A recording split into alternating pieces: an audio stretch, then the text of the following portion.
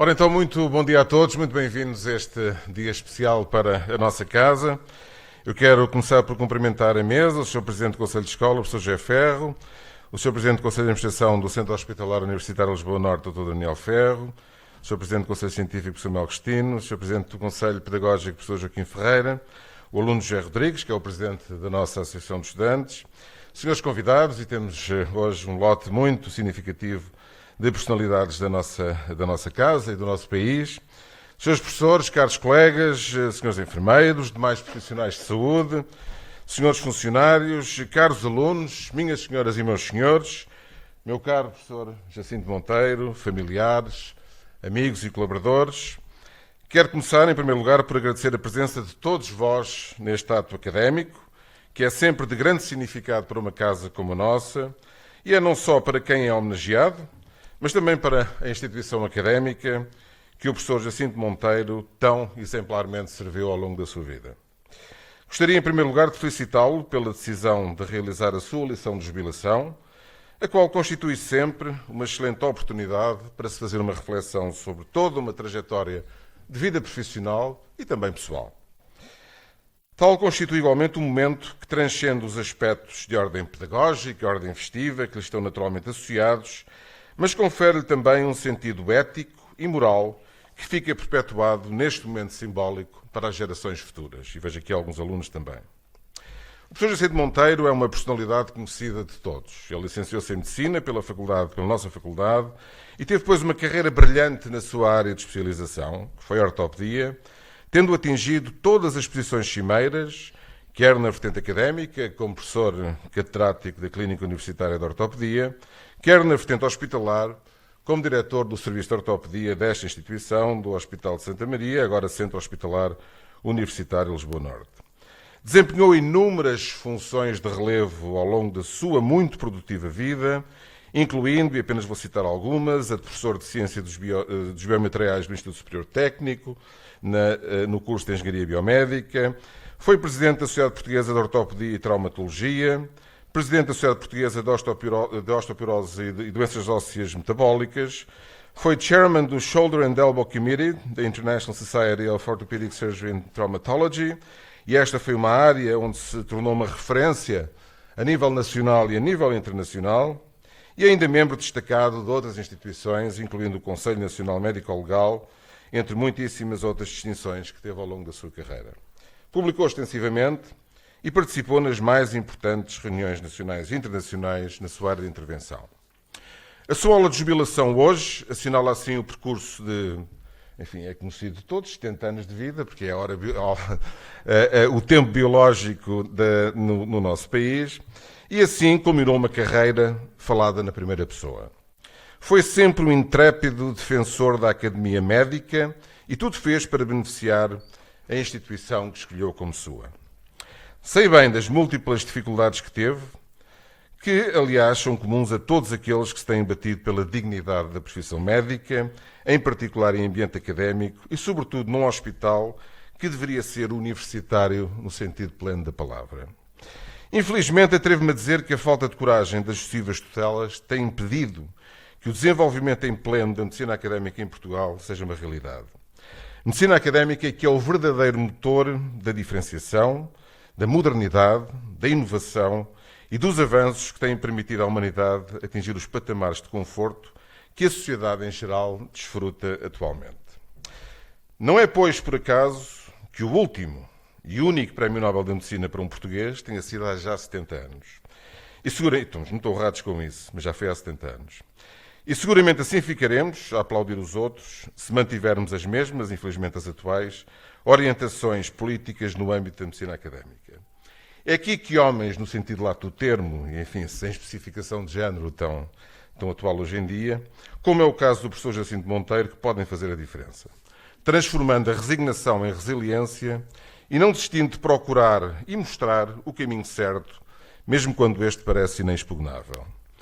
Naturalmente temos de ser realistas, mas numa perspectiva queirosiana de que, e cito aqui o nosso sempre atual Lessa de Queiroz, o realismo é a anatomia do caráter, é a crítica do homem, é a arte que nos pinta a nossos próprios olhos para condenar o que houve de mal na nossa sociedade tão atual. Bom, mas hoje é dia de festa e por isso, permita-me, meu caro professor Jacinto Monteiro, em meu nome pessoal e em nome da Faculdade de Medicina da Universidade de Lisboa, agradecer-lhe em primeiro lugar por tudo aquilo que fez pela nossa instituição ao longo da sua vida, onde deixou obra feita, que espero sinceramente possa perdurar para exemplo das gerações vindouras. E por fim, quero desejar-lhe os maiores sucessos e felicidades nesta nova etapa da sua vida, na certeza de que continuaremos a contar com o seu saber, a sua experiência e a enorme dedicação. Muito obrigado.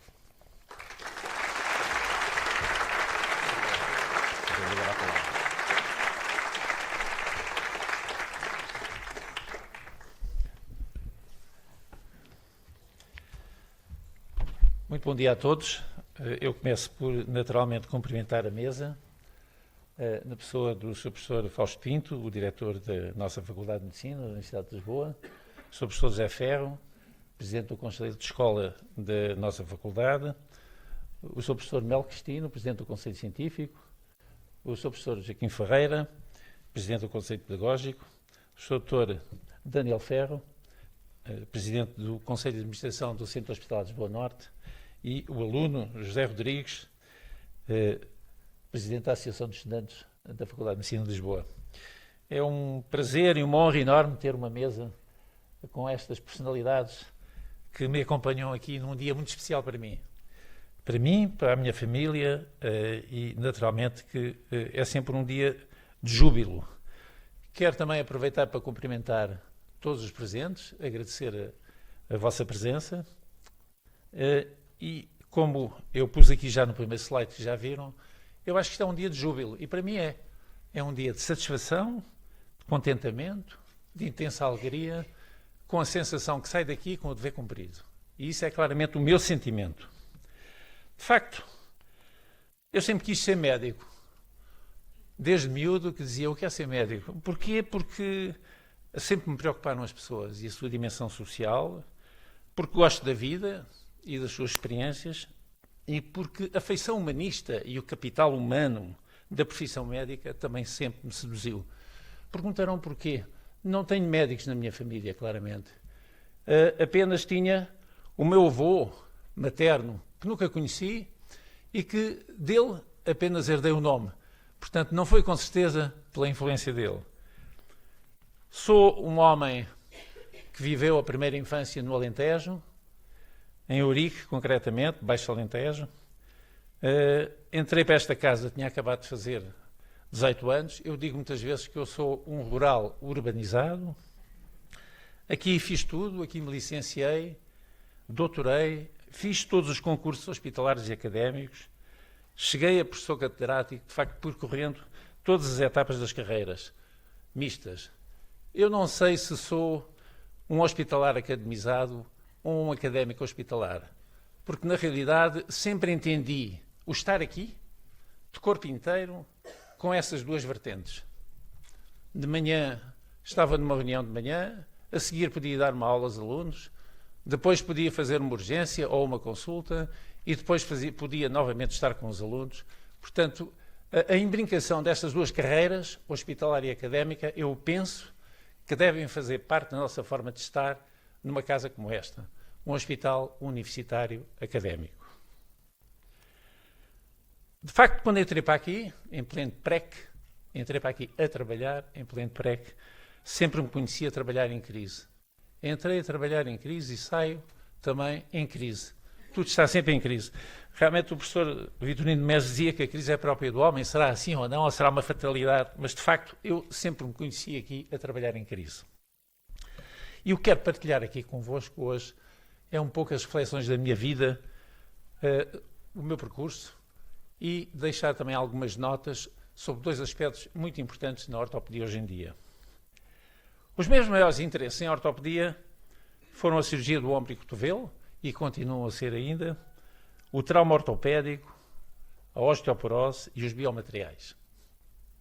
E na realidade, há que recordar aqui, quando para aqui entrei, era diretor de serviço o professor Jorge Mineiro, com quem infelizmente tive muito pouco tempo de contacto, devido ao seu desaparecimento precoce, mas recordo aqui, de alguma maneira, a sua personalidade forte, o homem que era uma referência nacional e internacional na sua época. Sucedi ao professor Rodrigues Gomes, uma pessoa também inovadora no hospital e no serviço.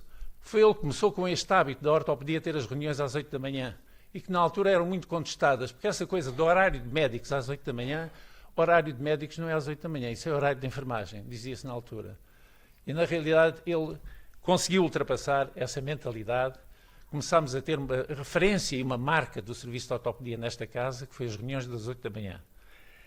E na realidade o professor Rodrigues Gomes foi um inovador também, foi um homem que desenvolveu as subespecialidades e deu, sobretudo, espaço para cada um de nós crescer da forma que melhor entendia.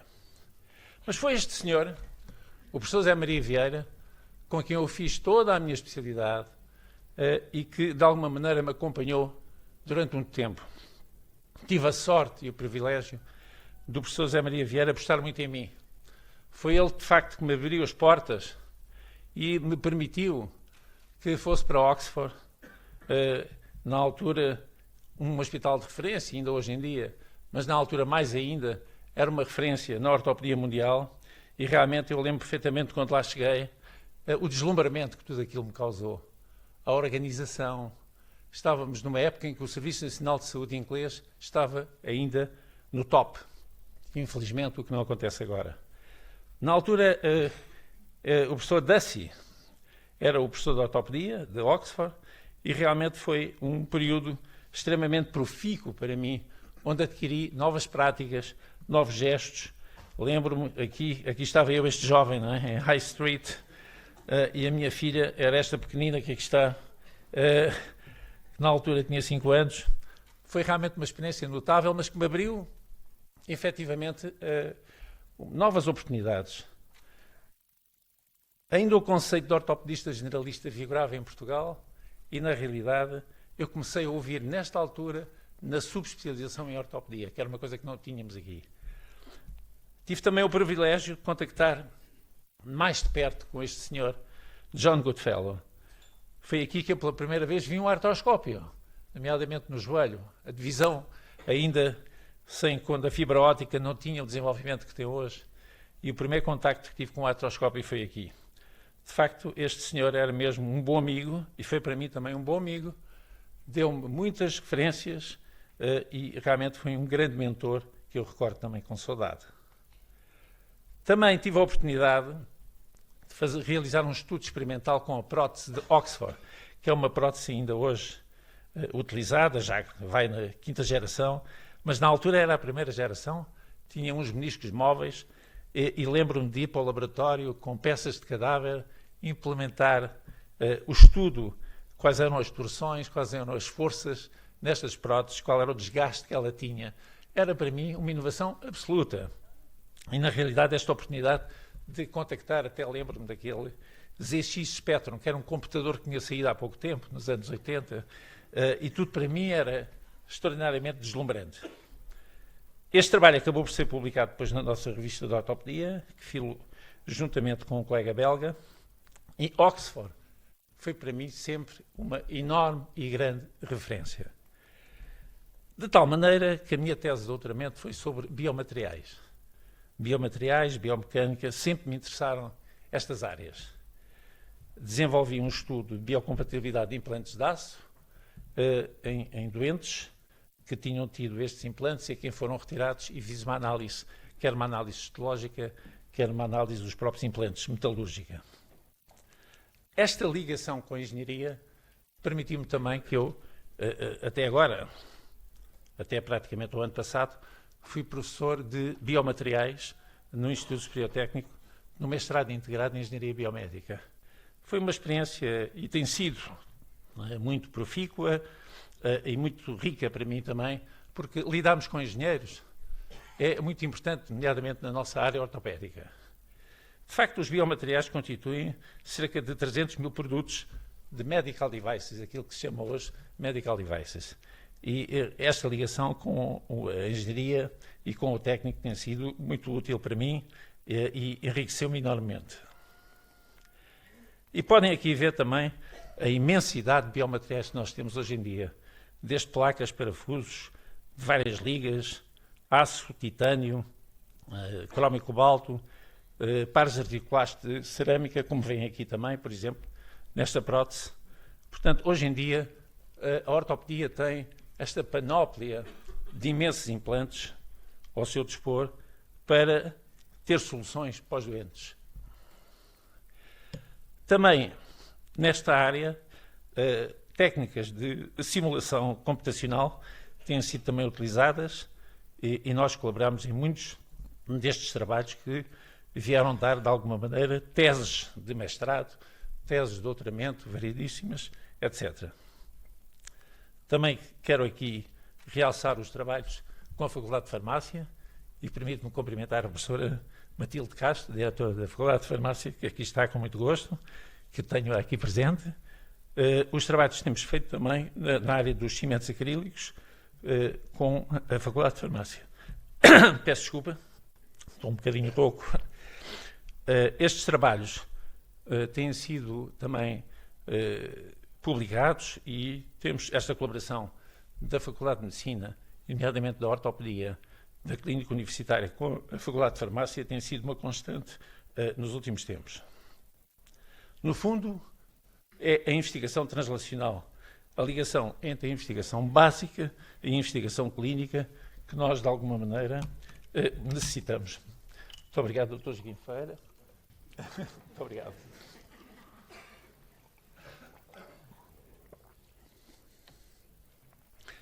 No fundo, aquilo que temos desenvolvido aqui na nossa escola é muito esta investigação translacional, a ligação entre a investigação básica e a investigação clínica. E estas ligações, quer com o técnico, quer com a Faculdade de Farmácia, têm sido extremamente profícuas e têm resultado em projetos de investigação de várias áreas e que têm gerado imensas publicações em revistas de alto impacto. A outra minha área de interesse é o ombro. Realmente, para quem não está tão dentro da ortopedia, o ombro foi uma articulação perfeitamente esquecida até aos anos 60. Já este senhor, Campbell Godling, dizia que o ombro era uma articulação esquecida. O ombro era praticamente infiltração, quando doía, e pouco mais. E este homem, o professor Angus Wallace, foi um grande meu mentor na área do ombro. Foi ele que me sensibilizou, foi ele que, de alguma maneira, me criou este interesse acrescido pela área do ombro e que me levou a voltar à Inglaterra em 87, aqui para Nottingham. Aqui estou eu com o professor Wallace, estamos os dois mais novos e mais magros também, um bocadinho, não é? E, na realidade, este Angus Wallace tornou-se um amigo que me sensibilizou enormemente para a área do ombro. Eu lembro perfeitamente das primeiras cruzadas no que diz respeito ao ombro. Trago aqui estes desenhos que a Sara fez ainda na altura, naqueles slides clássicos. O que é que eu pretendia? Era transformar um ombro que não dói, um ombro doloroso, um ombro incómodo, com limitações funcionais, num ombro indolor e sem problemas para as pessoas. Isso era um desiderato que nem sempre se atingia, ou que era difícil de atingir. Na altura era muito, e havia muita regra da infiltração, da fisioterapia e pouco mais. E havia uma enormidade de patologia do ombro que era completamente desconhecida, nomeadamente a patologia da coifa.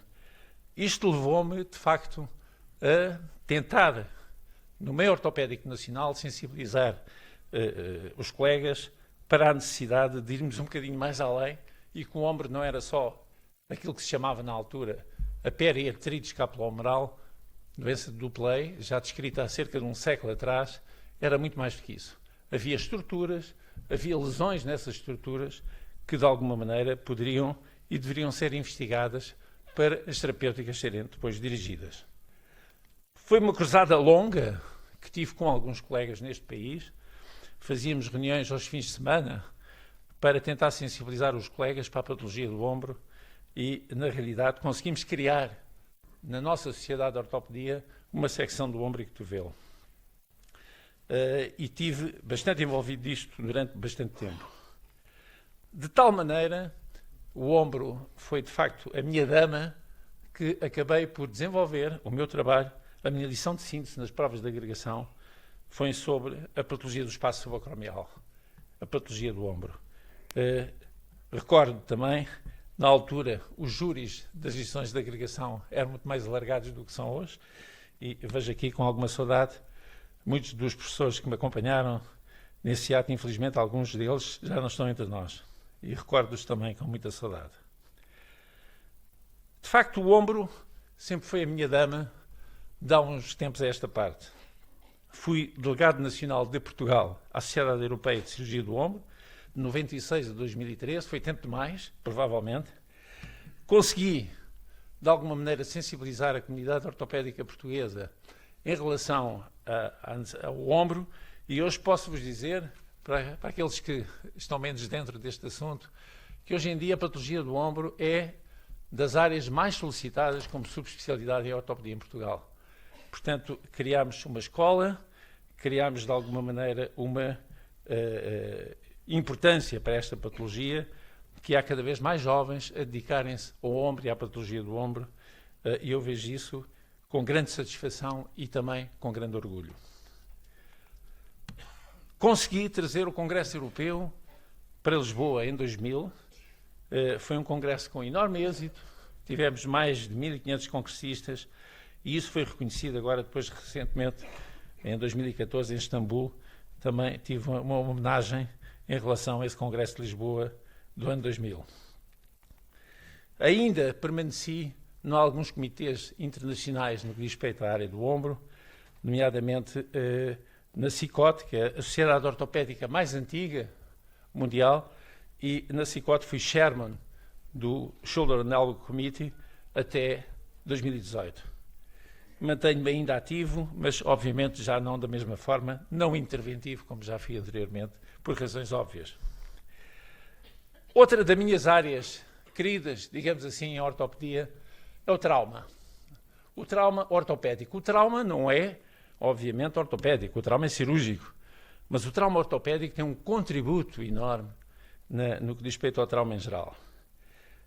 E esta associação, a Associação de Osteossíntese, a AO Foundation, representa, de facto, a melhor escola cirúrgica ortopédica no que diz respeito ao trauma, e eu tive o grato privilégio de ser trustee da AO 2006 a 2014, sou Gold Member e tenho colaborado e tenho continuado a colaborar até muito recentemente nos cursos de educação. De facto, a AO é uma escola de educação cirúrgica, talvez a mais credenciada a nível mundial.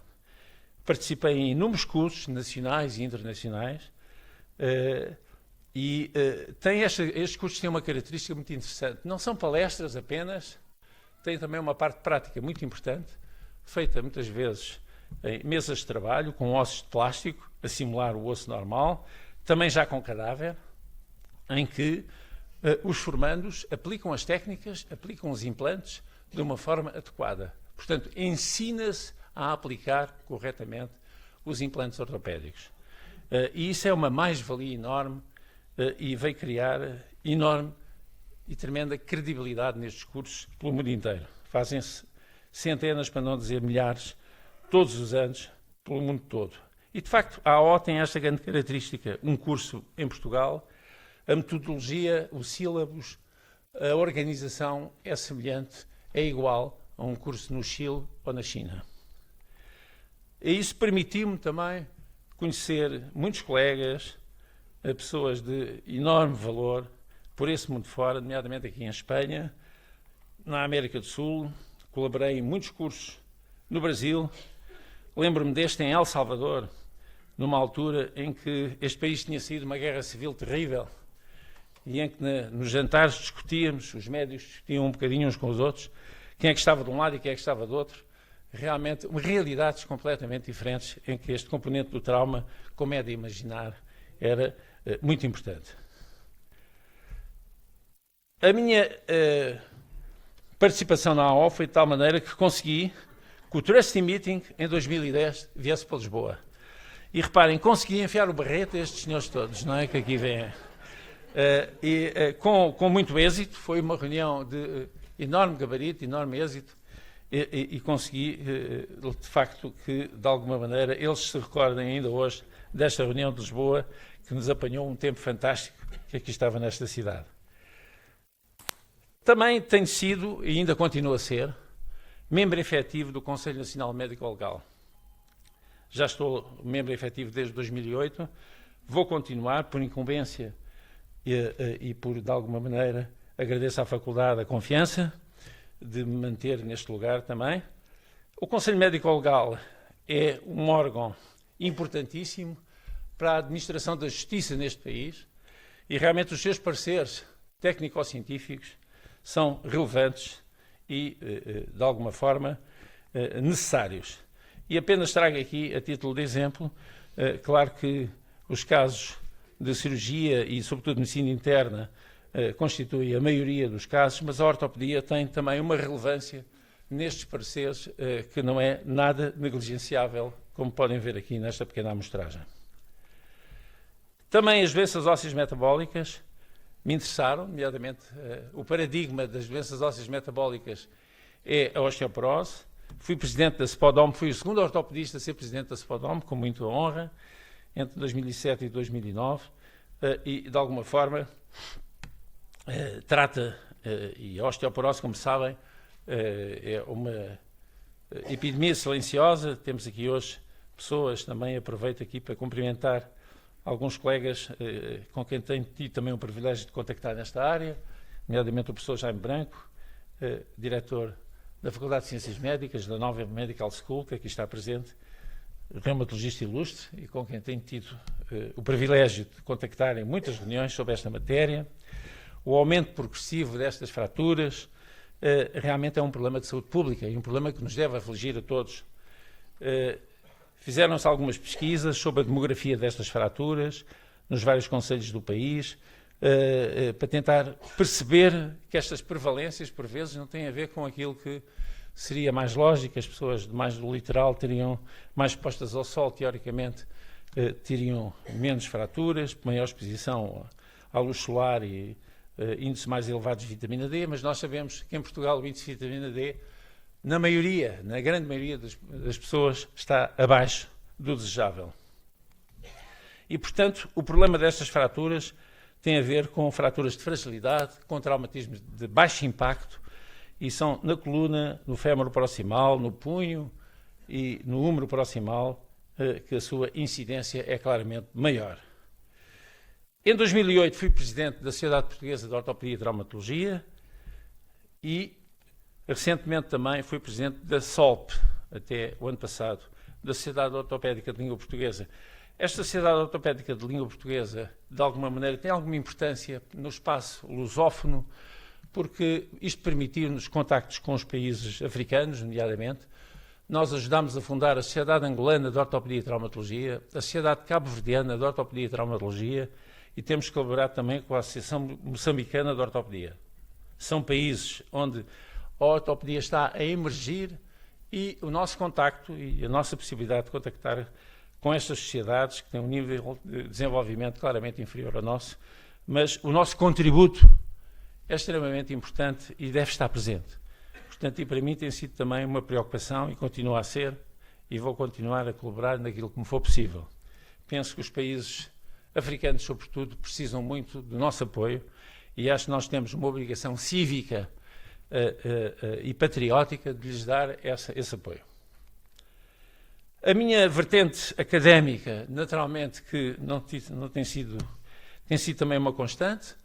Como eu disse há pouco, eu sou, de facto, um hospitalar academizado ou um académico hospitalar.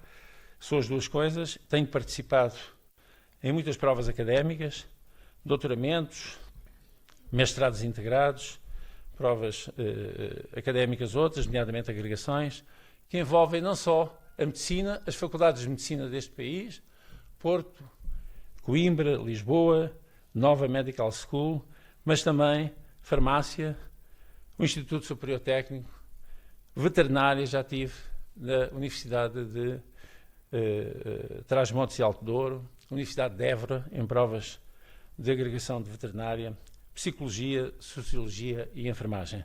Portanto, e também penso que esta é a nossa missão de académicos. A nossa missão de académicos não deve ser de maneira nenhuma circunscrita, mas sim abrangente, o mais possível, e o saber hoje, cada vez mais, é abrangente, não é pertença de nenhuma escola nem de nenhuma corrente. Deve ser cada vez mais abrangente. Fui membro do Conselho Científico e do Conselho de Escola da nossa faculdade até sair, até me reformar, e filo com muito gosto e agradeço a confiança. Estão aqui os presidentes, quer do Conselho Científico, quer do Conselho de Escola, e agradeço a confiança que a mim depositaram nessas funções.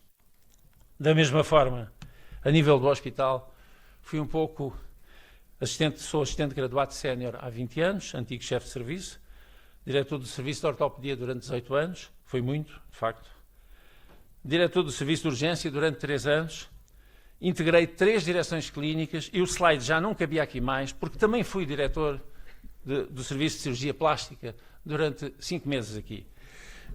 Entendi que já não devia pôr aqui no slide, porque eram já cargos a mais, direções a mais.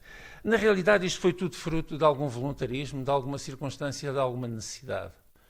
E, por vezes, as instituições necessitam disso mesmo. E eu, sempre que me foi pedido, tentei responder presente, quando era necessário a minha colaboração. A educação, a formação sempre me preocuparam e, de alguma forma, fui também convidado pelo professor Jorge Mineiro, que aqui vejo também com muito agrado e a quem cumprimento, como examinador da EBOT, colaborei durante bastantes anos. A EBOT tornou-se hoje em dia, na área da ortopedia, uma referência para o ortopedista europeu. É uma graduação, um diploma que permite a credenciação do ortopedista a nível da Europa.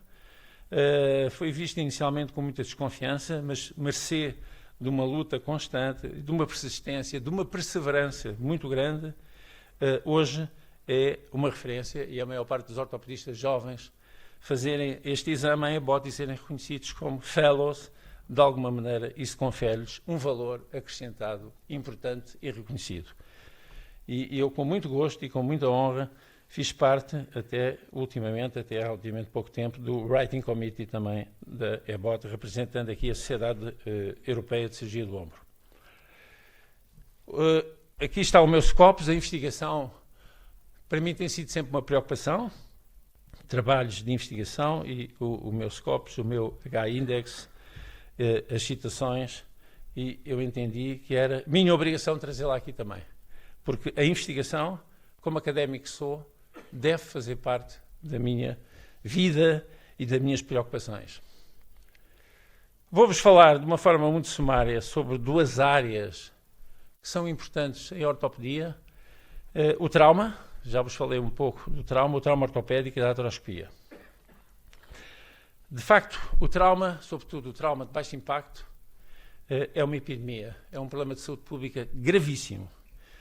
E eu trago aqui este artigo que foi publicado já há 10 anos, no USA Today, sobre, de facto, a geração das baby boomers. Todos nós somos, eu sou, e muitos dos que aqui estão também, quando, na realidade, estas pessoas começaram a receber, da parte da Segurança Social, outro tipo de apoio na área da saúde.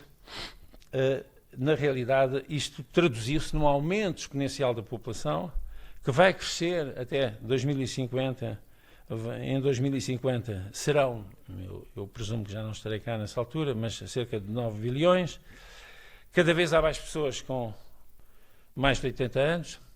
Eu vejo aqui com muito gosto o meu antigo chefe de equipa, o Dr. Vilas Morgado, aqui cumprimento, que está aqui muito bem, mas já faz parte deste grupo dos mais de 80 anos.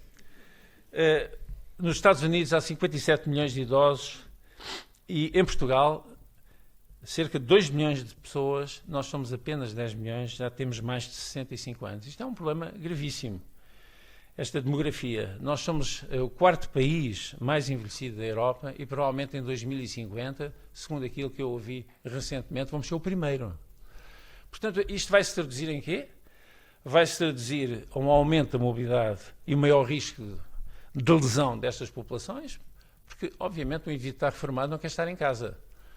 Tem que estar ativo. O envelhecimento tem que ser um envelhecimento ativo, com qualidade. Mas, de facto, a capacidade cognitiva, os reflexos, tudo isto vai deteriorando-se e o que nós queremos, não queremos isto.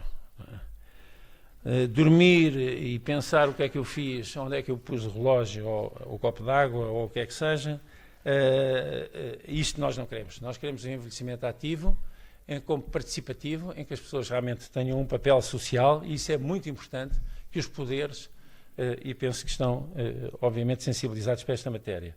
O que é certo é que, como o número de idosos vai aumentar progressivamente ao longo do tempo, o número de fraturas também vai aumentar. Nomeadamente as fraturas da anca, as fraturas da coluna vertebral, as fraturas do húmero proximal. E isso é uma constatação. O problema do trauma ortopédico é um problema gravíssimo que afoga completamente os nossos serviços de urgência e que nos deixa muito pouca margem para podermos, efetivamente, tratar outras patologias que também necessitam, também precisam.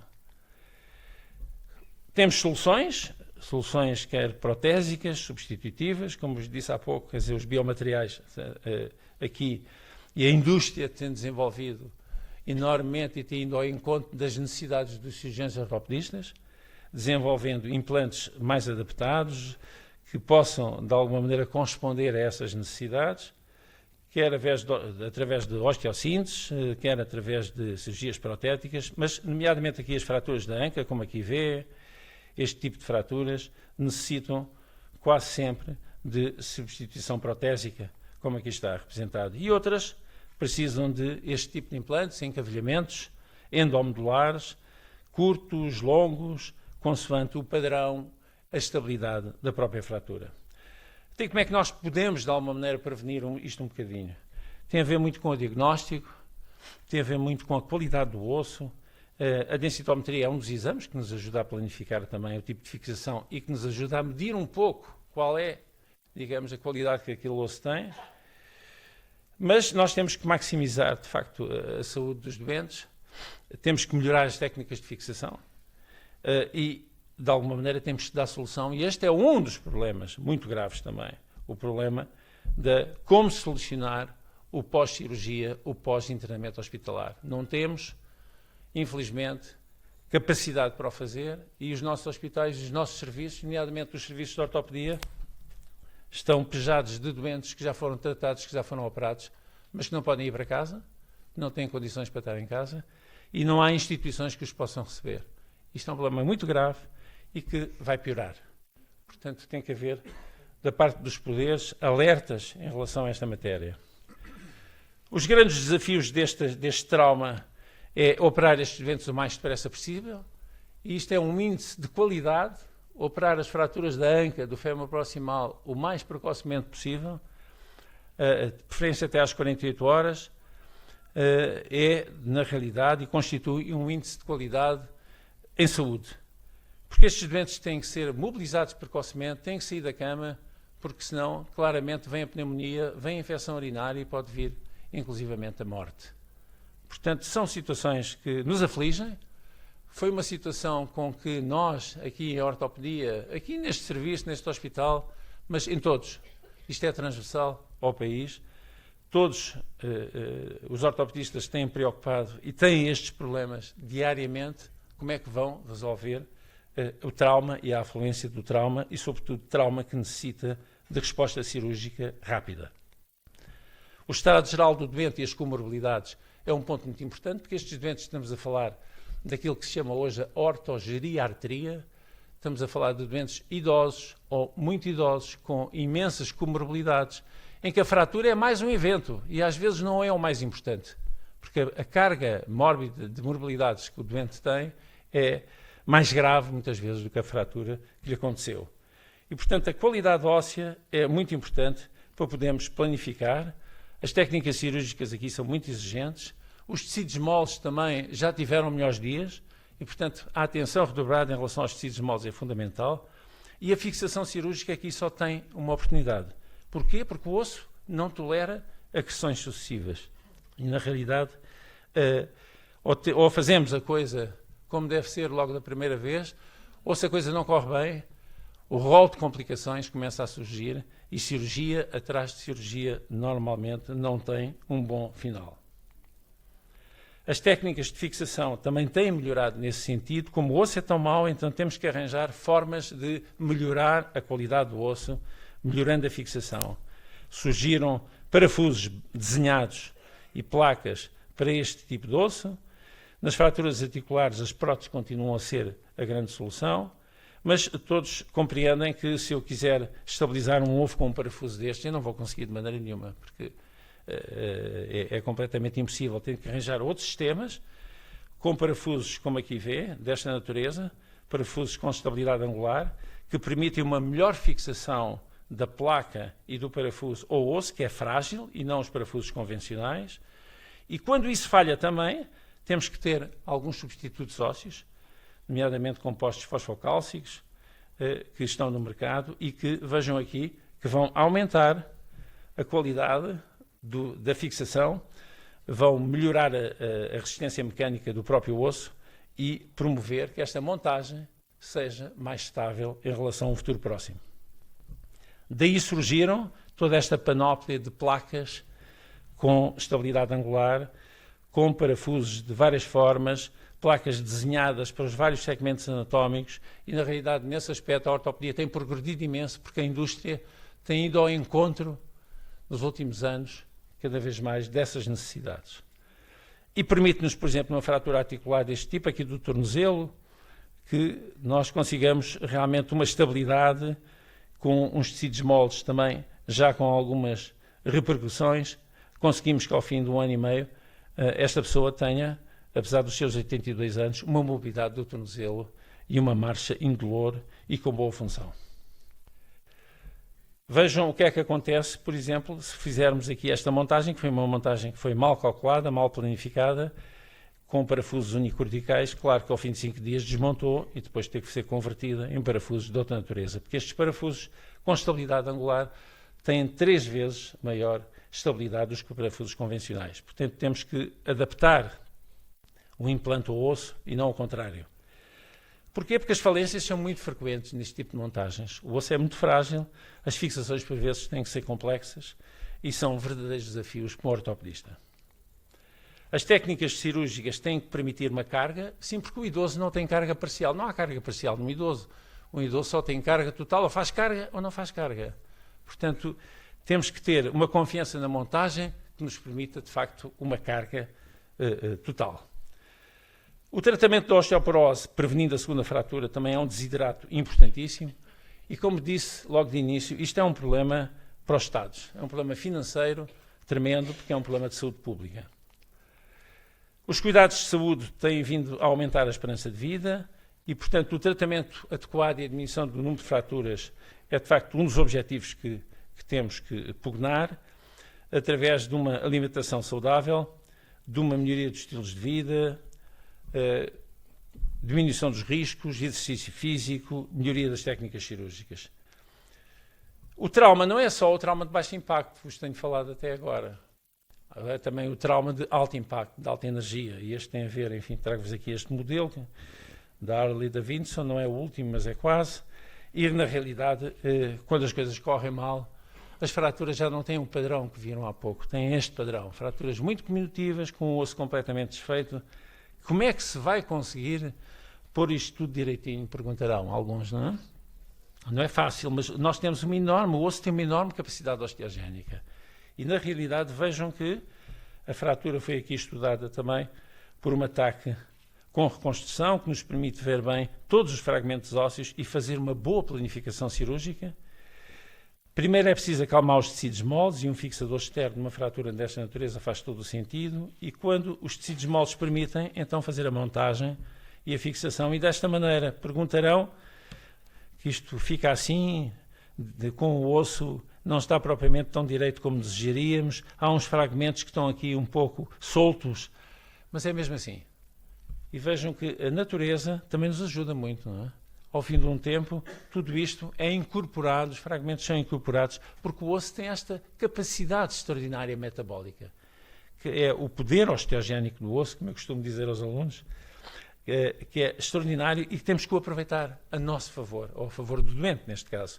E realmente a fratura acabou por consolidar com esta placa, apesar dos fragmentos, muitos deles, estarem ali no meio e nos questionarmos, será que isto vai correr bem? Será que a fratura vai consolidar? De facto, o trauma de alto impacto é também uma realidade e aqui na nossa instituição tem constituído, nós somos um hospital de referência, um centro de trauma e, portanto, todos os casos mais complexos aqui vêm a ter e temos que ter capacidade de resposta, mesmo em fraturas mais graves como esta, fraturas expostas. Hoje em dia, nós conseguimos, através da osteotaxia, através de várias técnicas, conseguimos, de alguma forma, com ajuda, quer de técnicas de vacuumterapia, quer com retalhos de tecidos moles musculares, nós conseguimos hoje, na realidade, recuperar grande parte destes doentes. E isto tem sido um enorme avanço que o trauma ortopédico tem tido. De facto, o trauma ortopédico, mesmo hoje, mantém-se como um dos grandes desafios para o ortopedista. Há que operar mais e mais, porque as necessidades são maiores também, mas, sobretudo, temos que operar melhor, e este é que é o ponto. E temos que privilegiar mais a qualidade e o valor daquilo que estamos a fazer, e não apenas a quantidade. Operamos muito, fizemos 200, pois é, mas dessas 200, 50 foram mal feitas, ou não deviam ter sido feitas daquela forma. Portanto, eu acho que temos que, cada vez mais, e isto é um ponto importantíssimo, do meu ponto de vista, é privilegiar a qualidade e os resultados. Outra nota técnica que eu aqui gostaria de partilhar convosco também tem a ver com a artroscopia. A artroscopia hoje está ao dispor do ortopedista para todas as articulações. E, na realidade, foi um avanço extraordinário. Nos anos 50, o artroscópio, e eu, como tive a oportunidade de falar há pouco, o primeiro contacto que eu tive com o artroscópio foi em Oxford, com o Dr. Goodfellow, ainda era divisão direta, em que nós olhávamos, víamos, então veio aqui, e eu olhava, não via nada, e o outro também. Hoje em dia, com as câmaras, com o desenvolvimento da fibra óptica, tudo isto é fantástico e na realidade, a medicina beneficiou imenso do desenvolvimento da fibra óptica. E nós conseguimos, com o artroscópico, todas as técnicas endoscópicas, quer em ortopedia, quer em urologia, quer em cirurgia, conseguimos hoje fazer coisas que eram completamente impensáveis há uns anos a esta parte. E, de facto, a ortopedia beneficiou disso mesmo, começou no joelho, as primeiras artroscopias que se fizeram foi no joelho, em que conseguimos entrar dentro da articulação, ver o que é que se está a passar, as estruturas, a cartilagem articular, as lesões da cartilagem. Vejam aqui uma lesão meniscal que se vê muito bem também, que é reparável ou não reparável. Nós hoje temos possibilidades de algumas destas lesões suturá-las, inclusivamente, e não ressecar o menisco como se fazia aqui há uns anos esta parte. E na realidade também a artroscopia estendeu-se a outras articulações, nomeadamente ao ombro. Estamos aqui a ver uma ruptura do supraespinhoso, a limpar todos os tecidos à volta. Vão ver aqui a zona da ruptura agora aqui. Foi aqui que o tendão avulsionou daqui, rasgou daqui. E como é que eu fiz muitas cirurgias destas abertas, na altura eram feitas de uma forma aberta, e fazíamos a reinserção do tendão também com túneis ou perfurações. Hoje em dia, através da artroscopia, nós podemos fazer isto utilizando suturas de ancoragem, estas âncoras que entram e penetram dentro do osso, que têm umas suturas que vão ver agora. Estas suturas passam através do tendão que está avulsionado e que vai ser, depois disso, vai ser puxado, como aqui estão a ver, e vai vir para o local, aqui estão os nós todos dados já, e o tendão que avulsionou-se dali vai novamente vir para o local de onde ele foi reinserido, de onde rasgou, e finalmente os nós que são feitos e por via artroscópica consegue-se hoje ter um resultado melhor, porque a morbilidade é muito menor, porque o doente sofre muito menos também, o tempo de internamento, portanto a artroscopia veio também revolucionar de alguma maneira as necessidades, nomeadamente de camas em ortopedia. No cotovelo, apenas como exemplo, também para remoção de corpos livres, para tratamento, a artroscopia hoje também apoia alguma cirurgia traumática também articular. Hoje há muitas fraturas que também, nomeadamente a nível do joelho, que são apoiadas por artroscopia e permitem que o cirurgião tenha uma visão direta da redução obtida. Aqui na anca também, vê-se muito bem a anca, o colo de fémur, uma reinserção do labro. Portanto, hoje apenas estes exemplos que eu aqui vos dou, mas hoje a artroscopia estendeu-se ao tornozelo, ao punho, e, portanto, é uma técnica absolutamente incontornável. Na realidade, a cirurgia ortopédica teve um incremento extraordinário nestas últimas décadas, sem dúvida. A explosão deste progresso biológico e tecnológico num mercado muito competitivo, e a indústria de implantes ortopédicos é uma indústria florescente, com empresas que nos oferecem hoje múltiplas opções, com enorme benefício para os doentes, naturalmente. A cirurgia cada vez é mais mini-invasiva e menos agressiva e representa a opção, de facto, preferencial dos cirurgiões. Os grandes desafios, hoje em dia, da ortopedia têm a ver com o aumento da cirurgia do ambulatório, chamado day surgery. Cada vez mais a pessoa entra, é operada e pode ir, se for operada de manhã, pode ir dormir à sua casa. Portanto, há que incrementar este tipo de cirurgia, a cirurgia do ambulatório. Os bons indicadores para a cirurgia do ambulatório em ortopedia devem andar pelos 40%. Nós estamos ainda bem longe disso, mas eu próprio, aqui há uns anos, eu lembro-me de falar aqui também com os meus administradores, a doutora Dália, que está ali também, e que eu estava muito duvidoso que a ortopedia pudesse ter uma taxa de ambulatorização relativamente grande, mas enganei-me, e tem, hoje em dia, já conseguimos, estamos muito longe destes 40%, naturalmente, mas já conseguimos ter números muito razoáveis, e, portanto, há que implementar, há que criar condições para o aumento da cirurgia do ambulatório. Temos que também apostar muito na melhoria dos cuidados de convalescença e nos cuidados continuados, é um ponto também importantíssimo e que é necessário haver estruturas para darem resposta a estes doentes. Temos cada vez mais necessidades de mais camas técnicas e unidades de cuidados diferenciados, mais salas operatórias, mais equipamentos, mais implantes. Obviamente que isto vai trazer maiores custos e necessidades de aumento de financiamento. Este é um dos problemas com que hoje nos debatemos e é um lugar comum, não apenas dos médicos, mas da sociedade civil em geral. O problema do financiamento da saúde e das políticas dos vários governos em relação à saúde. Como é que vamos conseguir isto? De facto, o progresso da medicina tem possibilitado o acesso dos sistemas de saúde a um número cada vez maior de cidadãos. Infelizmente, não é tão universal como todos desejaríamos. Sabemos perfeitamente que há ainda países, zonas do mundo que não têm esse desenvolvimento tão dilatado como outros. Portanto, ainda há muita desigualdade no que diz respeito ao acesso e nós estamos bem conscientes disso. Sou cirurgião, mas sempre defendi o primado do doente. Eu costumava dizer, quando estava aqui no serviço, que aqui não operamos na radiografias nem ressonâncias magnéticas. Aqui operamos doentes.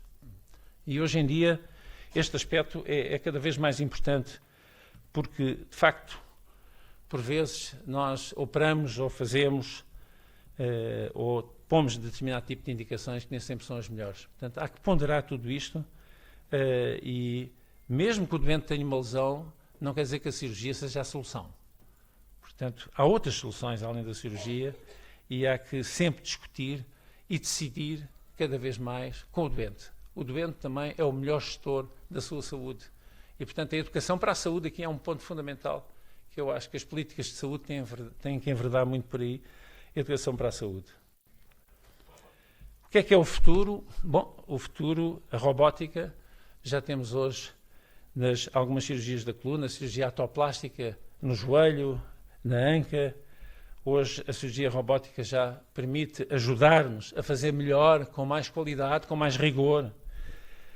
A inteligência artificial também, e eu cito aqui este artigo do ano passado, sobretudo na análise de sistemas, na planificação, no diagnóstico e nas indicações terapêuticas, a inteligência artificial seguramente vai ter um papel importantíssimo em relação ao futuro das decisões ortopédicas.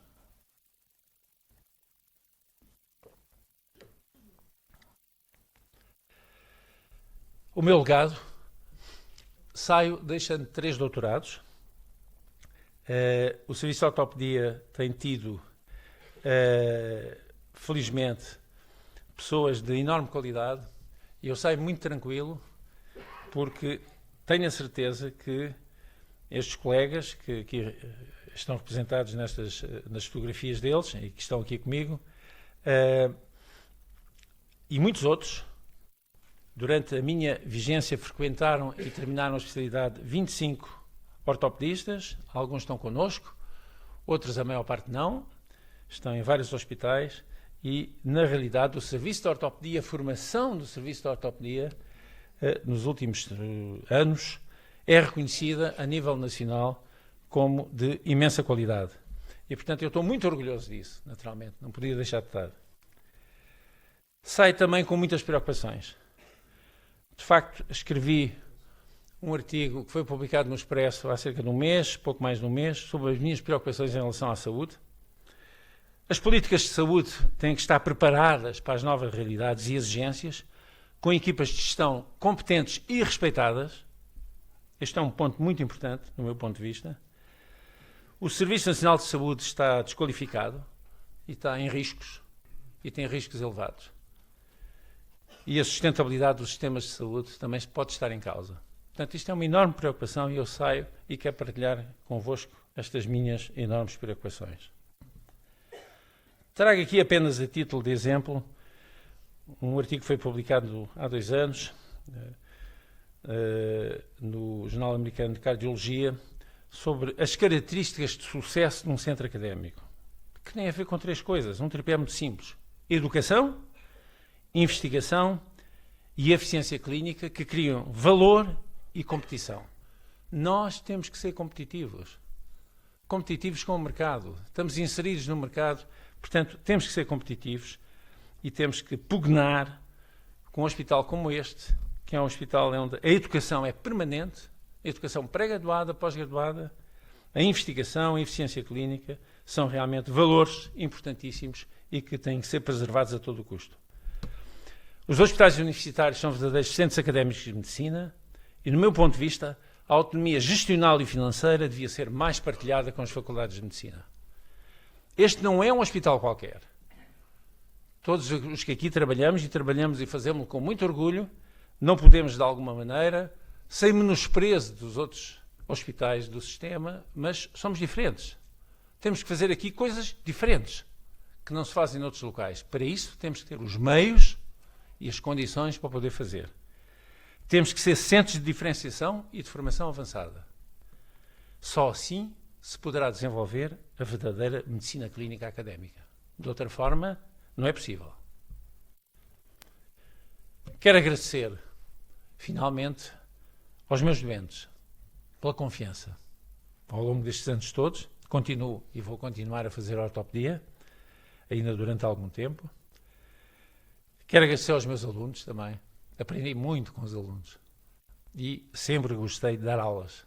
Para mim é uma grande realização ter o privilégio de ter tido alunos.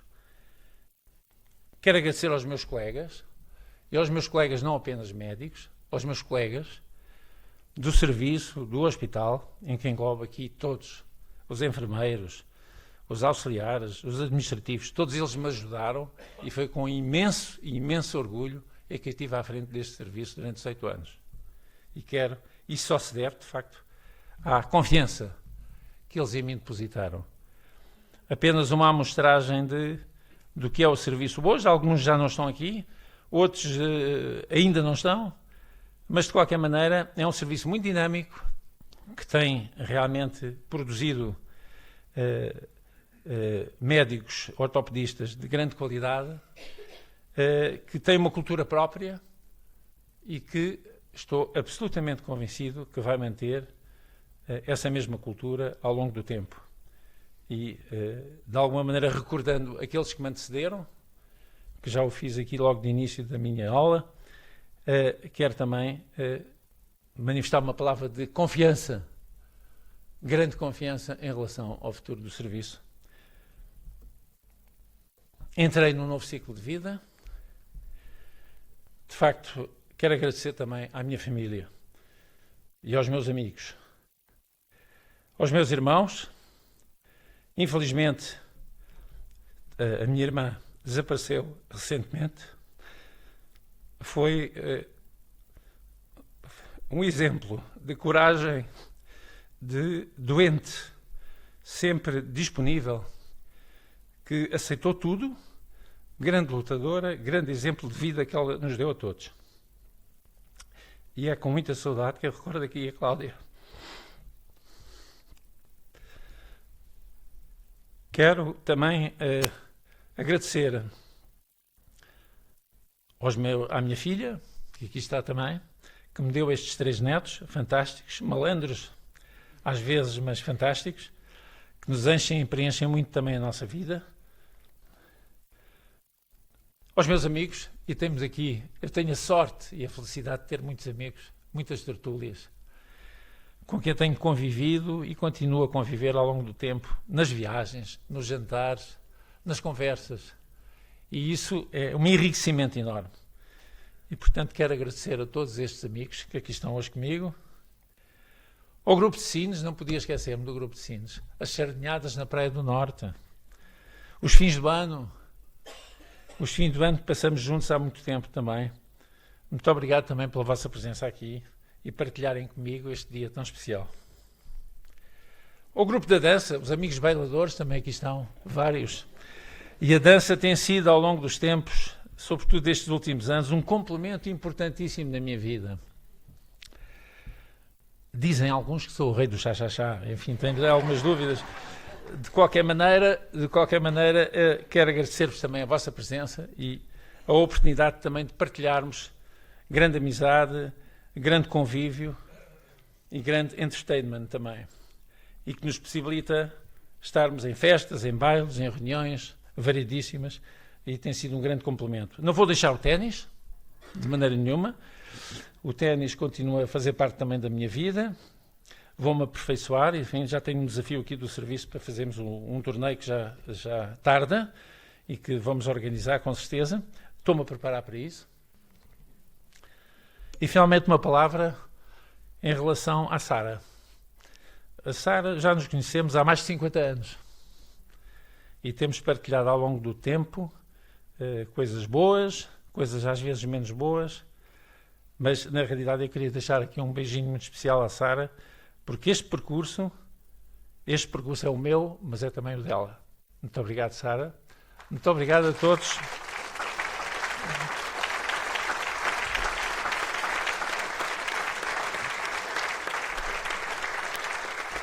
Muito obrigado a todos pela vossa atenção e pela vossa presença. Muito obrigado.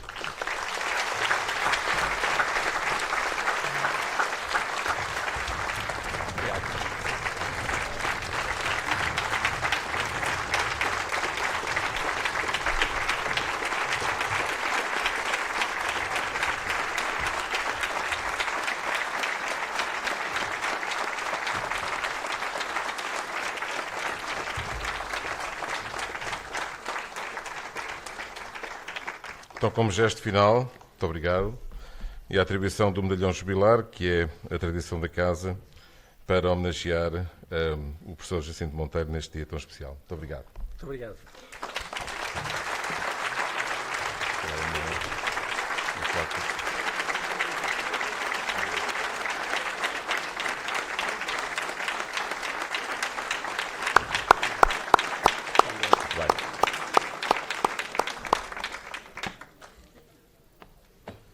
E terminamos assim. Muito obrigado pela vossa presença.